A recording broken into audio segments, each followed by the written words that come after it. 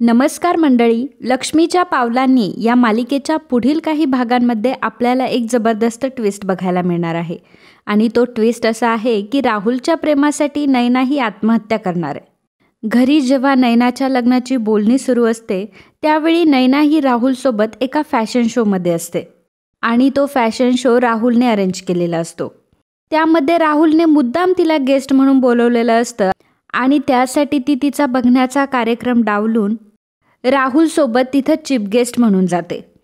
अद्वैत आणि सर्व चांदेकर हे घरी आलेले असतात, परंतु नैनाचा काही तपास नसतो. जेव्हा ही गोष्ट संगीता कलाला सांगते तेव्हा कलाला काय करावं आणि काय नाही असा मोठा प्रश्न पडलेला असतो आणि त्याचवेळी कला नैनाला शोधण्यासाठी बाहेर पडते. बरं, नैनाला ती फोन करण्याचा प्रयत्न करत असते तर नैना तिचे मुद्दाम कॉल घेत नसते. फॅशन शो झाल्यानंतर राहुल आणि नैना दोघंही एका रूममध्ये जातात. राहुल मुद्दामच त्याच्या खिशातून एक डायमंडचा नेकलेस काढतो आणि तो मुद्दाम नैनाच्या गळ्यात घालतो. नैनाला तो म्हणत असतो की जी कुणी मुलगी माझ्यासोबत लग्न करणार आहे ना, तिच्या गळ्यात मी हा नेकलेस घालणार आहे. पण आता तुझ्या गळ्यात तर मी काय घालू शकत नाही, कारण आता तू माझी वहिनी आहे म्हटल्यावर मी असं करू शकत नाही.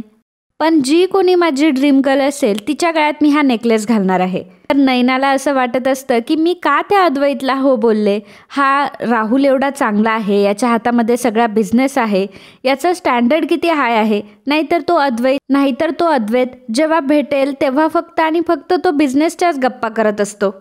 तसा हा राहुल किती रोमॅन्टिक आहे. खरं तर हा माझा नवरा असायला पाहिजे. नैनाला तर राहुल आवडलेला असतो, परंतु ती वाट बघत असते की राहुल तिला कधी प्रपोज करेल. राहुल मात्र फक्त कोड्यात बोलत असतो. तो नैनाला एका बाजूने वहिनीही म्हणत असतो आणि दुसऱ्या बाजूने तिच्यासोबत फ्लर्टही करत असतो. त्याचं असं करण्यामागचा उद्देश फक्त एवढाच असतो की त्याला अद्वैतला पाण्यात बघायचं असतं आणि अद्वैतची गर्लफ्रेंड कशी माझ्या मागे लागली हे अद्वैतला जाणून द्यायचं असतं. अद्वैत ज्या मुलीवर इतकं प्रेम करतोय ती मुलगी माझ्या मागे लागली आहे आणि तिला माझ्यासोबत लग्न करायचंय. यामध्ये त्याला खूप मोठेपणा वाटत असतं आणि त्याच गोष्टीमध्ये तो अद्वैतच्या पुढे निघून जाणार आहे असं त्याला वाटतं. तर राहुल काही म्हणत नसतो, त्यामुळे नैना स्वतःहून पुढाकार घेते आणि म्हणते की राहुल, मला तू आवडतोस. खरं तर माझं अद्वैतवर अजिबात प्रेम नाही आहे, माझं प्रेम तुझ्यावर आहे. तुला मी आवडते का? तर राहुल म्हणतो की हे बघ नैना, मला तू खूप आवडते. जेव्हा मी तुला पहिल्यांदा बघितलं होतं तेव्हापासून मला तू आवडते, परंतु आता मी काहीच करू शकत नाही, कारण आता खूप लेट झालं आहे आणि आता तू माझ्या दादाची होणारी बायको आहे, त्यामुळे मी आता काहीच करू शकत नाही. तेव्हा नैना म्हणत असते की नाही, मला तू काहीच सांगू नको. मी कसं काय त्या अद्वैतसोबत राहू? माझं तर त्याच्यावर प्रेमच नाही आहे. माझं फक्त आणि फक्त तुझ्यावर प्रेम आहे. तर राहुलसुद्धा तिच्या जवळ येतो आणि म्हणतो की माझं देखील तुझ्यावर प्रेम आहे आणि माझीसुद्धा खूप इच्छा आहे की आपला संसार बसावा आणि आपल्या दोघांचं एकमेकांसोबत लग्न व्हावं. तर राहुलच्या मनात सुद्धा नैनाबद्दल तीच भावना आहे. हे ऐकल्यावर नैनाला खूप आनंद होतो आणि त्याच क्षणाला ती विचार करते की ती अद्वैतसोबत अजिबात लग्न करणार नाही आहे. कला तिला शोधत शोधत त्या हॉटेलपर्यंत आलेली असते, ज्या हॉटेलमध्ये हे दोघं जण थांबलेले असतात. त्यानंतर हॉटेलच्या खाली कलाला जेव्हा नैना दिसते तेव्हा ती म्हणत असते की अगं ताई, काय झालंय तुला? तिथे तुला पाहुणे बघायला आले आणि तू इथं काय करतीयस? परंतु नैना तिला म्हणत असते की तुला काय करायचं, मी काहीही करेल. कला तिला समजून सांगण्याचा प्रयत्न करत असते की अगं आई खूप टेन्शनमध्ये आहे, परंतु नैनाला त्याचं काही घेणं देणं नसतं, कारण राहुल तिला हा म्हटलेला असतो यामध्येच ती खूप खुश असते. त्यानंतर कला तिच्या हाताला धरून तिला घरी घेऊन येते. तर इकडे सर्व चांदेकर हे बेचैन झालेले असतात की ही नैना अचानक गेली कुठे.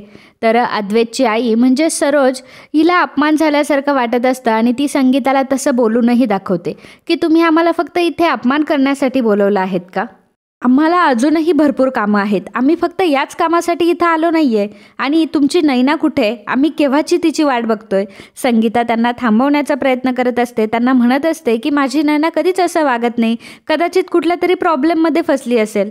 अद्वैतलाही वाटत असतं की नैना असं वागणार नाही, कदाचित तिला काहीतरी प्रॉब्लेम आला असेल. अद्वैत आता स्वतः नैनाला शोधण्यासाठी बाहेर निघालेला असतो आणि त्याचवेळी कला ही नैनाला घेऊन येते.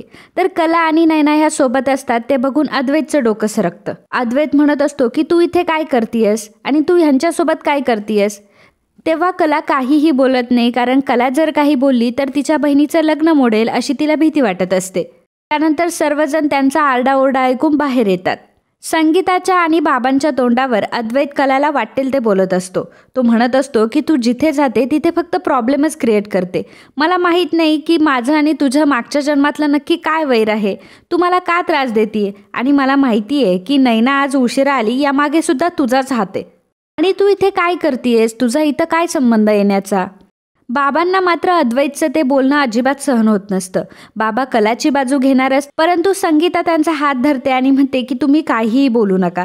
तुम्ही जर आता काही बोललात तर चांदेकरांना सगळं सत्य समजेल आणि मग आपल्या नैनाचं लग्न तर दूरच राहील. त्यामुळे बाबासुद्धा आता संगीताच्या बोलण्यामुळे गप्प बसतात. अद्वैत आता संगीताला विचारू ही मुलगी नेहमी मला दिसत राहते आणि नैनाच्या आजूबाजूला उभी राहते, नाहीतर नैनाच्या आजूबाजूलाच मला दिसते. असं का बरं? ही नक्की मुलगी आहे तरी कोण? तेव्हा संगीता अगदी परक्यासारखं तिला भासवते आणि म्हणते की अहो आम्हाला नाही माहिती ती कोण आहे. अहो ती सामान द्यायला आली होती, विक्रेती आहे ती. मी तिच्याकडून काही सामान मागवलं होतं, ते सामान द्यायला ती इथे आली आहे. संगीताने तर पोटच्या मुलीलाच विक्रेता बनवून टाकलेलं असतं. त्यामुळे कलाला फार वाईट वाटत असतं आणि मग कला तिथून निघून जाते. त्यानंतर अद्वैतच्या आणि नैनाच्या लग्नाची बोलणी होत असते. नैनाला अजिबात अद्वैत सोबत लग्न करायचं नसतं, परंतु ती त्या ठिकाणी नाही सुद्धा म्हणू शकत नसते. तर जेव्हा लग्नाची बोलणी सुरू असते तेव्हा सुद्धा ती या खुशीमध्ये असते की तिला राहुल हो म्हटलं आणि राहुलने तिच्यावरचं प्रेम कबूल केलंय या खुशीमध्येच ती असते. दोन्ही कुटुंब मिळून त्यांच्या एंगेजमेंटची तारीख फिक्स करतात. त्यानंतर बरोबर 2-3 दिवसानंतर त्यांची एंगेजमेंट होणार असते. एंगेजमेंटची सगळी तयारी केलेली असते आणि सर्व काही चांदेकरांनी त्यांच्या म्हणण्यानुसार केलेलं असतं. सर्व सेट वगैरे सगळं व्यवस्थित अरेंज केलेलं असतं. नैनाची एंगेजमेंट असते. सर्वजण खूपच खुश असतात. संगीताने अद्वैत आणि अद्वैतच्या फॅमिलीला असं सांगितलेलं असतं की माझ्या ज्या 2 मुली आहेत त्या दोन्हीही मुली बाहेर असतात. एक मुलगी आहे जी इम्पोर्ट एक्सपोर्टचा बिझनेस बघते आणि तीही बाहेरच्या देशात आहे, आणि एक मुलगी आहे की जिचे एक्झाम चालू आहे आणि ती कॉलेजमध्ये आहे, त्यामुळे त्या लग्नाला काही येऊ शकल्या नाही. नैनाचा एंगेजमेंटचा अजिबात मूड नसतो. ती फक्त राहुलकडे बघत असते, परंतु राहुल त्यावेळी नैनाला अगदी ओळखही देत नसतो. त्यामुळे नैनाला खूप वाईट वाटत असतं. नैना राहुलला जरा बाजूला घेऊन जाते आणि ती राहुलला विचारत असते की राहुल काय आहे हे सर्व? तू माझ्याकडे नीट बघतही नाही. तुझं माझ्यावर नक्की प्रेम तर आहे ना? हो, माझं तुझ्यावर प्रेम आहे, परंतु मी काय करू? तुझं लग्न तर माझ्या दादासोबत ठरलंय आणि मी माझ्या दादाला सुद्धा नाही धोका देऊ शकत. परंतु नैना आता राहुलवर खरं प्रेम करायला लागलेली असते आणि तिला आता राहुलशिवाय दुसरं कोणीच दिसत नसतं. त्यामुळे ती तिथं असलेला चाकू घेते आणि म्हणते की राहुल, माझं फक्त आणि फक्त तुझ्यावर प्रेम आहे आणि मला फक्त तुझ्यासोबत राहायचं आहे. मला अद्वैतसोबत लग्नच करायचं नाही आहे. तू जर आता माझा झाला नाही ना तर मी स्वतःला संपवून टाकेल. आणि असं म्हणून ती आता पोटामध्ये चाकू खूप असणारच असते. त्याचवेळी राहुल तिचा हात पकडतो आणि तो चाकू बाजूला फेकून देतो. नैनाला तो जवळ घेतो आणि म्हणतो की नाही नैना, तू जर गेली तर माझं कसं होईल? आणि तू अजिबात काळजी करू नको. लग्न हे फक्त आपल्या दोघांचंच होणार आहे. फक्त तू आता प्रत्येक गोष्टीमध्ये सहभागी होत जा आणि कोणालाही आपल्यावर डाऊट सुद्धा आला नाही पाहिजे. योग्य वेळ आले की काय करायचं हे मी तुला व्यवस्थित सांगेल. त्यामुळे नैना आता खूप खुश झालेली असते आणि तिला माहीत असतं की राहुल आपल्याशी कसंही पद्धतीने आता लग्न करणारच आहे, परंतु राहुल हा डबल गेम खेळणार असतो. तर मित्रांनो, असेच लक्ष्मीच्या पावलांनी या मालिकेचे डेली अपडेट आणि ट्विस्ट एपिसोड बघण्यासाठी आत्ताच आपल्या चॅनलला सबस्क्राईब करा. आणि हा व्हिडिओ जर तुम्हाला आवडला असेल तर व्हिडिओला लाईक आणि कमेंट करायला अजिबात विसरू नका. धन्यवाद.